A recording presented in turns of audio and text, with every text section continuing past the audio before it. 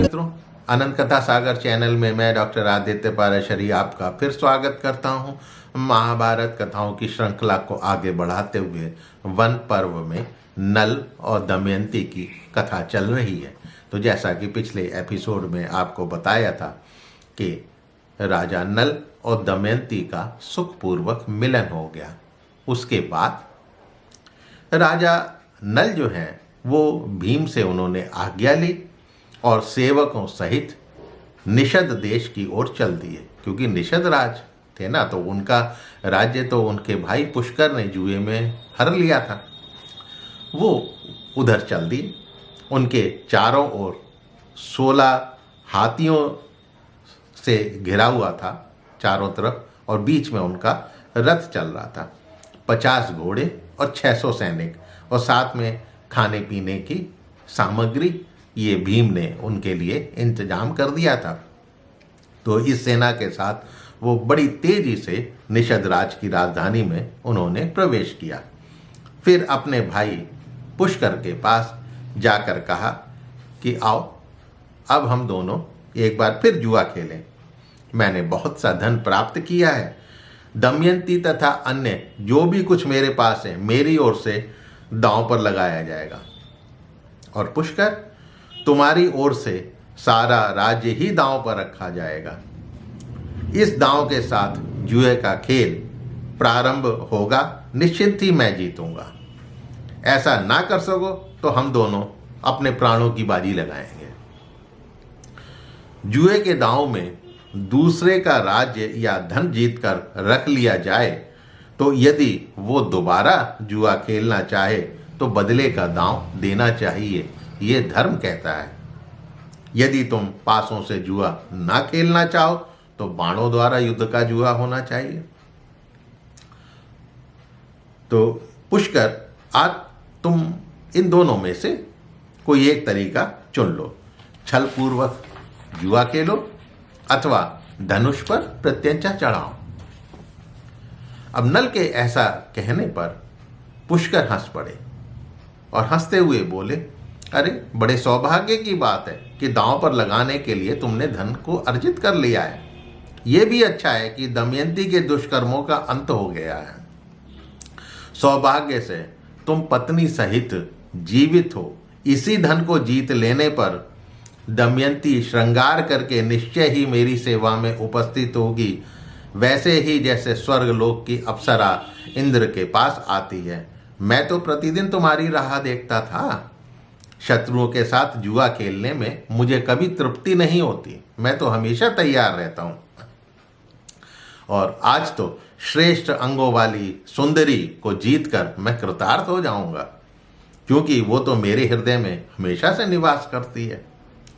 अब पुष्कर की ये बेमतलब बातें सुनकर नल को बहुत क्रोध आया और सोचने लगे कि क्यों ना तलवार से इसका सिर काट दिया जाए। लेकिन क्रोध को दबाते हुए नल ने हंसते हुए कहा कि व्यर्थ की बकवास ना करो, आओ जुआ खेलते हैं।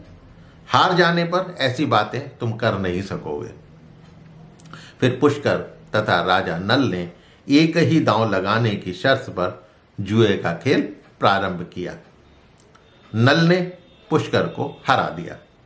पुष्कर ने रतन, खजाना तथा प्राणों की बाजी लगा दी थी। पुष्कर को परास्त देखकर नल ने हंसते हुए कहा कि अब ये राज्य मेरे अधिकार में आ गया और तुम अपने पूरे परिवार सहित मेरी पत्नी दमयंती की सेवा में दास बनकर काम करोगे। पहले तो तेरे द्वारा पराजित जो हुआ था उसमें तेरा कोई पुरुषार्थ नहीं था, तेरी कोई जुआ खेलने की योग्यता नहीं थी। वो तो कलयुग उसकी करतूत थी जिसे तू नहीं जानता था, मूर्ख। कलयुग के अपराध की मैं किसी को क्यों सजा दूं, उसका दोष तेरे मत्थे में क्यों मढ़ूं। मैं तेरे प्राण तुझे वापस देता हूं। चल, तू सुखपूर्वक जीवित रहे। तेरा सामान और तेरे हिस्से का धन भी तुझे लौटा रहा हूं, तेरा निवास भी तुझे लौटा रहा हूं।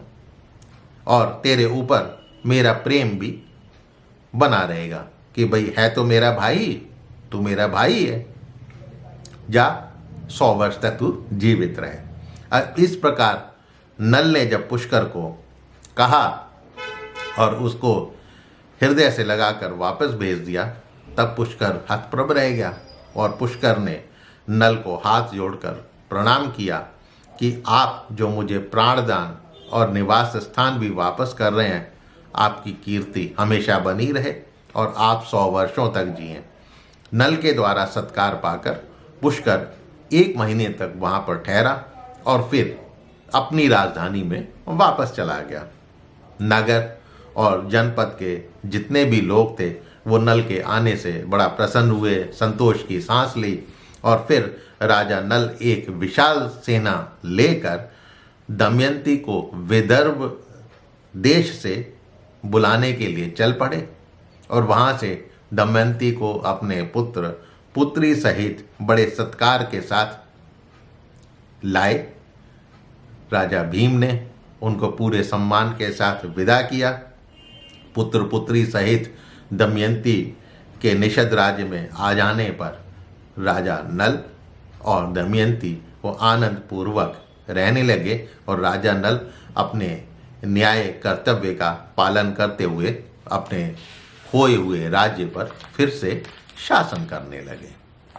तो ये थी नल और दमयंती की कथा, जो कि महाभारत में वन पर्व में वर्णित है। तो मित्रों, आशा करता हूँ कि ये नल और दमयंती की कथा, जो कि कई एपिसोड में मैंने आपको सुनाई है, आपको अवश्य पसंद आई होगी। यदि बीच में कोई एपिसोड आपने मिस करा हो, ना देख पाए हों, तो उसकी पूरी प्लेलिस्ट आपको लिंक पे मिल जाएगी। आप देखिएगा, उसी लिंक पे आपको सारे के सारे एपिसोड नल और दमयंती की कथा के मिलेंगे। तो मित्रों, आज के लिए इतना ही। मेरे चैनल को सब्सक्राइब करना मत भूलिएगा। अपने इष्ट मित्रों से इस चैनल को शेयर अवश्य कीजिएगा। मिलता हूँ महाभारत कथाओं की श्रृंखला को आगे बढ़ाते हुए अगली कथा लेकर। तब तक के लिए मुझे आज्ञा दीजिए। नमस्कार।